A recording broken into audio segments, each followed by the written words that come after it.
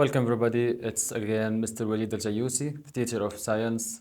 Today we're going to discuss the summary of lesson 3 and lesson 4, which are forces and gravity and motion. Okay, so as we did the last time, we want to start with our definitions. We have definitions for force, contact force, distant force, net force, and inertia. These definitions are required for the lesson 3, which is forces. Okay, so force basically is a push or pull effect, either push or pull effect. Contact force, a force exerted during contact between two objects. And when I say contact, there must be touch between these two objects. Distant force, a force exerted between two objects with distance between these objects. Okay, net force, the combination of all forces acting on an object. Okay, so if I had an object and I had multiple forces acting on this object, the net force will be the multiplication of all of them. Inertia, the tendency of all objects to resist a change in motion, and we will discuss this case in Newton's first law. Okay, now for lesson 4, we have gravity, a force of attraction between two objects due to their masses. Okay, and free fall, a force that pulls down an object and no other forces acting on it. So when I have a free fall, just like this, that's a free fall. Okay, the only force that's acting on this pen is the gravity. Now, forces can be divided into two main parts. We know it's a push or pull. Now, we have contact force and distant force. So when I ask you, what are the two main types of forces? You have contact force and distant force. As an example, since we know the difference between them, that contact force needs to have some touch or some contact between two objects. Distant force there must be a distance between these two objects. So, as an example, we have friction force, normal force. Examples in real life, we have friction between tires and ground when we hit the brake, and kicking a ball, pushing a box, etc. We need to have contact between these two objects in order to have this contact force. Now, here we have distant force. As a kind of distant force, we have magnetic, gravitational force, and electrical force. These three forces does not require to have contact between two objects, just a distance and the effect of this force.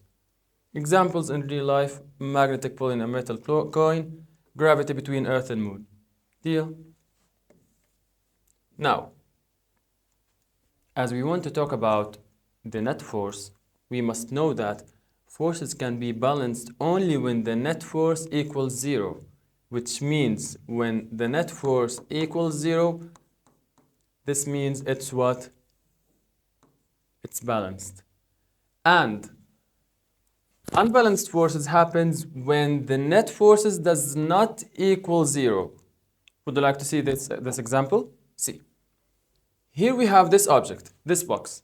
And two main forces are acting on it. One to the right and one to the left. Now, the net force here will be, if we call this F1 and this is F2, will be F1 minus F2. Then we have 90 minus 90. The net force will equal 0 Newton. Which means this is what? This is a balanced net force. This is a balanced net force because I have the net force equals to 0. And how is that? We have two forces acting on the opposite direction, but with the same magnitude. Same magnitude and different direction.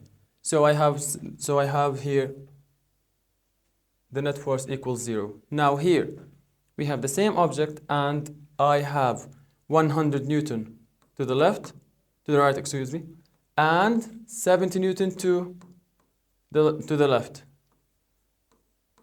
will equal F1 minus F2 will equal 30, because I have 100 minus 70. Since it does not equal 0, we have that this net force is an unbalanced force. Okay? Now,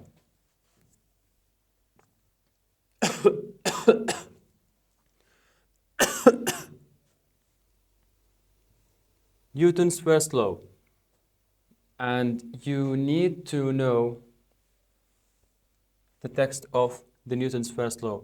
An object at rest stays at rest, and an object stays at motion at same direction and speed unless it experiences an unbalanced force.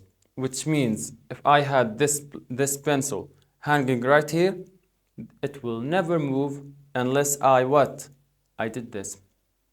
I have this act of force. I have the act of force.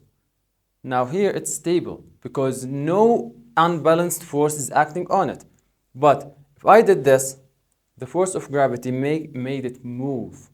So let's see. A kind of it is called inertia.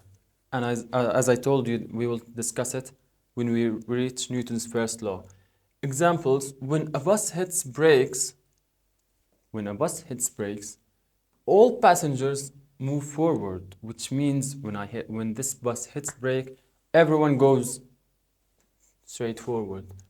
A table can't change its position without any external force acting on it. If I had this table here, and this table can never ever move without anyone coming and grabbing it, right? Which means I need external force to move any kind of objects. Now, Newton's second law: the acceleration of an object depends on the mass of the object and the amount of force applied. Which means here I have mass and force and acceleration. When I have bigger mass, I need bigger force to move something. I can move one box for a further distance, but if I had multiple boxes to move once, then I will need more force to act on it. So here, as we have, force can be calculated by the formula force equals mass multiplied by acceleration.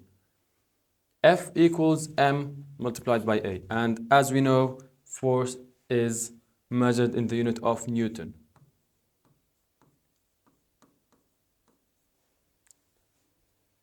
Examples: when push a box forward, it accelerates. If a metal coin is close enough to a magnet, the magnetic force pulls the coin, which means it gained acceleration. Once an object started moving from rest into a certain velocity, this means it has what?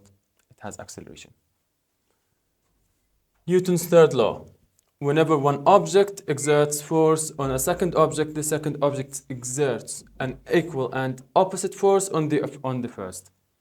Which means if I had this force, like using a ball and hitting the ball towards a wall. Now, when I hit this ball, it will have some force exerted on the wall, and then the wall will push it back in the same amount of force and the opposite direction of the action. Now, here, this is called action. Bounces back in the opposite direction, and this is called reaction. Forces in pairs have equal size, but opposite direction.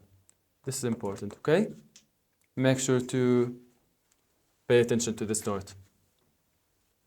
Now, let's talk about gravity. Gravity is an attractive force. It's called the force of weight. The greater mass, the greater weight I have. It's also related to gravity acceleration, which means the more I have mass, the more I have gravity. Why? Let's think together. Who's got the bigger gravity? Earth or Jupiter? If you want to guess, Jupiter is the biggest and the largest planet in the solar system after Sun, of course, which means here it has the bigger mass, so it will have definitely the bigger gravity, bigger than Earth, which means if I was moving freely on ground here on Earth, I wouldn't have that much of let's say ease to walk on Jupiter, because it has bigger gravity that I can never move my leg.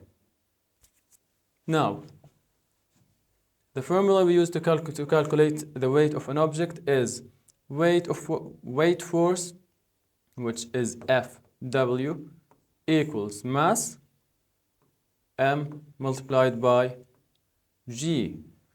Fw equals m multiplied by g. Force of weight equals mass multiplied by gravity.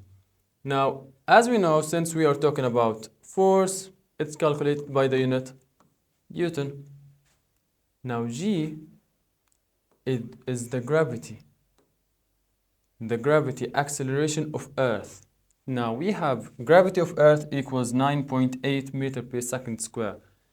In exam, we will use that gravity of Earth is 10 to minimize the calculations. I just want you to understand what and how to calculate this force, not to do math, okay? Examples of gravitational force, we have gravitational force between two planets, gravitational force between Earth and people. We have gravity on Earth, and we have gravity between Earth and Sun. And that's what makes us orbit, okay? I must know that the more distance between two objects, the less attraction or gravitational force is exerted. If we have bigger and larger distance, I have less attraction force, okay? You can have this relation like if you had a perfume and you use this perfume around you, the one who's closest to you will smell it stronger than the one that is further than him, which means the more I had distance, the less I can smell this scent, okay? 2, the more mass we have, the bigger attraction or gravitational force is exerted, as we said about Earth and Jupiter. 3, weight varies from a planet to another due to the difference in gravity. For example, gravity on Earth is equal to 9.8 meter per second square, while gravity on Moon is 1.62 meter per second square. Which means if I wanted to live on Moon, I wouldn't have that much of gravity to control me, which means if I jump, I would float. But on Earth, I can't float. I can go maybe just few distance for up, but here on Moon, I might float because I have no or less gravity for Moon, which means gravity of Earth bigger than gravity of Moon. So I wish you had the best use of what we had today, and I wish you all the best in your exams. Have a nice day, my kids, and bye-bye.